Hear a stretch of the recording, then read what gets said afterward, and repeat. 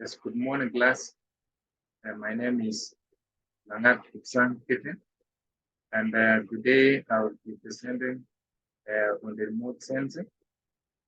And here we are talking about the satellite, whereby we say a satellite is a body in a space orbiting around a larger body, such as the moon that orbits around the Earth. We have also what you call the man-made satellites. The man-made satellites such as the telecommunication satellite are those put in orbit around a planet, which relays back to the Earth telephone messages for radio and television signals, which are received from any part of the Earth. It should be noted that a satellite image is not different from a TV signal that is biggest for the build-up and reproduce electronically from do-like element called what we call the pixels. Since pixels are the smallest item of the information that can be registered by the satellite senders, it determines the resolution of the image. In other words, any object size that may be smaller than the pixel of the real world cannot be detected by the satellite sensor or scanners, even if it is radiometric and spectral solution.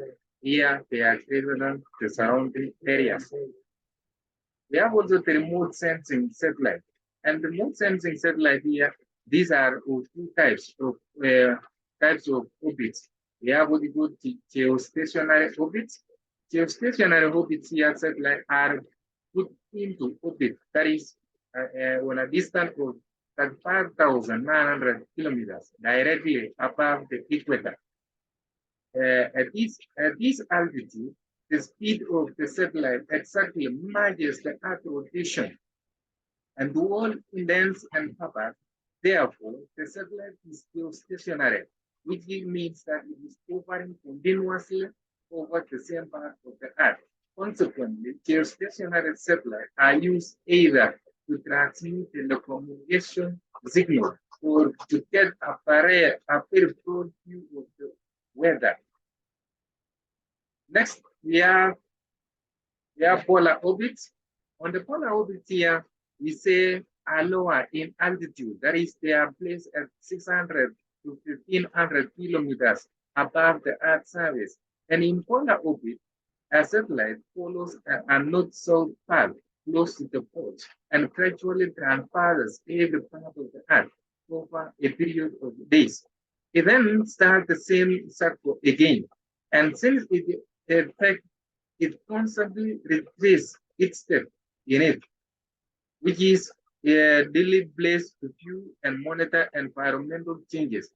Some of these changes include what we call the seasonal rhythms. For example, of short-term event, that is the flood, forest fire, pollution, and the lights. For changes in the land use patterns in the farming and urban areas. The second generation of American land satellite, which returns to the same point on the clock every 16 days, is a good example. We have also the orbit. Orbits are the sun synchronous.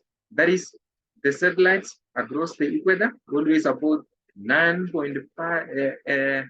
It always arrive at around 9:45 a.m. the local time on the ground below. We have the advantages of these satellites. That is the advantages of the cameras and the satellite. We have number one, the detection and the capture of the electromagnetic energy can be performed either by the cameras or the satellite. The camera system offer mainly advantages, that is, which are relatively simple in operation. Another thing you need to know is that they provide a high degree of spatial resolution and geometric integrity. That is, they are superior resolution capabilities and little representation which is required. Minimal space and power are required. And then the equipment are the cost of these equipment are very low. Anything with the advantages, it must have the disadvantages. And the disadvantages here are the camera system. have a limited range of the spectrum in which they operate, ranging from the UV 0.25 to the near infrared. So we have the UV and the infrared. So they have a problem of operating large amount of data. And the satellite here are electronic sensors that are generate an electric signal that correspond to the energy in the original scene. They have the following advantage also. The information from the satellite is in electronic form, therefore relatively easy to radio it down to the ground. Receiving station for the reconstruction or reconstitution into the computer generated images. They operate in a wider spectral range, that is UV, blue, infrared, and microwave, unlike the cameras that have one clear problem of weather. The satellites circumvent the problem of weather by ignoring the use of physical and infrared source as a source of information. Since satellites are active systems, they are all weather systems and are in operation for 24 hours. The information from the satellite is electronic form, therefore relatively easy to radio it down to the ground, receiving station for the reconstruction and into computers to generate the images. They have what you call the practical output, either digital or analog for computer processing. Further, they have a greater range in detector than films in camera. They are fast in processing and analyzing of data by computers. It is relatively easier to obtain a quantitative radiometric data from calibrated scanners, and it is easier to compare data of the different scale and the wavelength.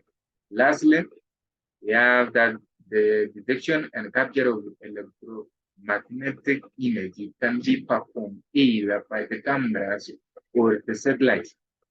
The camera system often mainly advantages that we use, which is their symbol in comparison. After there, we are done with our class. Next time, we shall feature on other things on the satellites.